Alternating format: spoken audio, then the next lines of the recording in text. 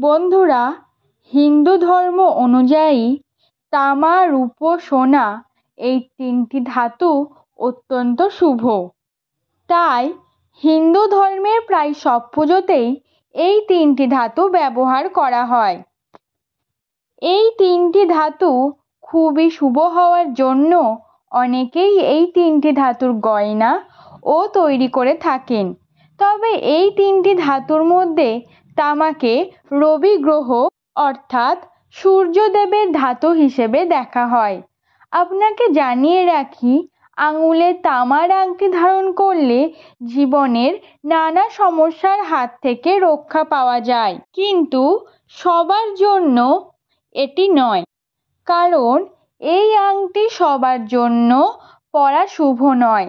কিছু মানুষের তামার আংটি এড়িয়ে যাওয়া উচিত, না হলে তারা নানাবিধ সমস্যার সম্মুখীন হতে পারেন।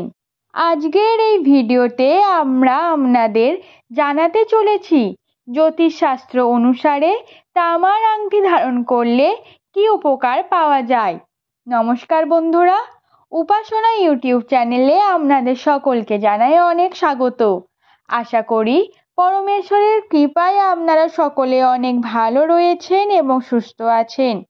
আজকের এই ভিডিওটি অত্যন্ত গুরুত্বপূর্ণ হতে চলেছে, কারণ আমরা প্রত্যেকেই তামার আংটি হাতে পরি, কিন্তু এটি কাদের জন্য শুভ এবং কাদের জন্য অশুভ সেটি আমরা জানি না। আর সে বিষয়ে বিস্তারিত আলোচনা করব আজকের এই ভিডিওতে। সুতরাং অনুরোধ রইল, ভিডিওটি সম্পূর্ণ দেখুন, কারণ কোনো অংশ বাদ চলে গেলে আপনারা অনেক গুরুত্বপূর্ণ তথ্য থেকে বঞ্চিত হবেন।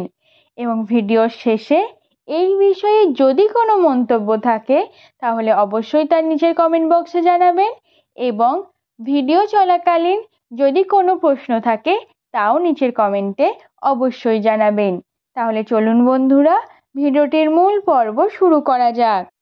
সবচেয়ে বেশি উপকারের জন্য কোন আঙুলে তামার আংটি পরা উচিত এবং কোন দিন পরতে হবে?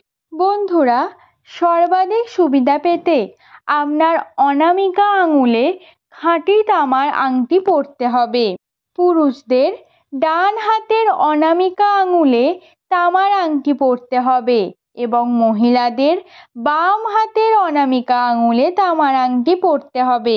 তামার আংটি পরার আগে গঙ্গা জলে ধুয়ে রবিবার দুপুরের আগে পরতে হবে। এবার জেনে নিন আপনার হাতের আঙুলে তামার আংটি পরলে কি কি উপকার পাওয়া যায়।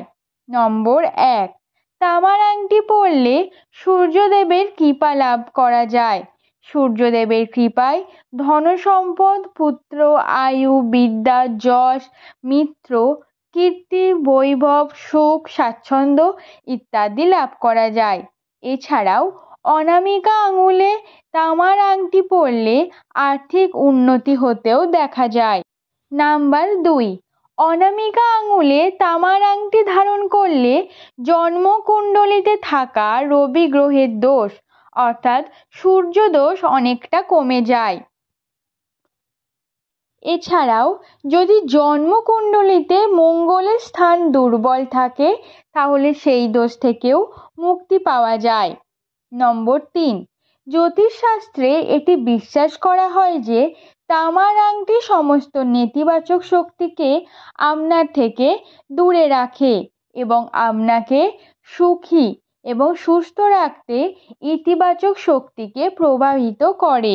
অতএব তামার আংটি পরা আমাদের জীবনে প্রচুর সুখ এবং ইতিবাচক ফলাফল নিয়ে আসে।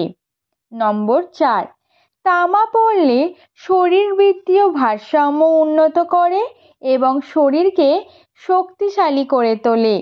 এছাড়াও তামা রক্তকে বিশুদ্ধ করে, হিমোগ্লোবিন গঠনে ট্রিগার করে এবং শরীরে রক্ত সঞ্চালন বাড়ায়। এটি শরীরের সংস্পর্শে আসা অন্যান্য অত্যন্ত বিষাক্ত ধাতুগুলির ক্ষতিকারক প্রভাব থেকেও শরীরকে রক্ষা করে। নম্বর 5, তামার আংটি বেশিরভাগ পেট সম্পর্কিত সমস্যার জন্য বিস্ময়কর কাজ করে। এটি অ্যাসিডিটির প্রতিরোধ করে এবং পেটকে আরাম দেয়। এছাড়াও তামার আংটি পরলে বাত, জয়েন্টে ব্যথা ইত্যাদি সমস্যায় স্বস্তি পাওয়া যায়। এবার জেনে নেওয়া যাক কাদের তামার আংটি পরা উচিত নয়।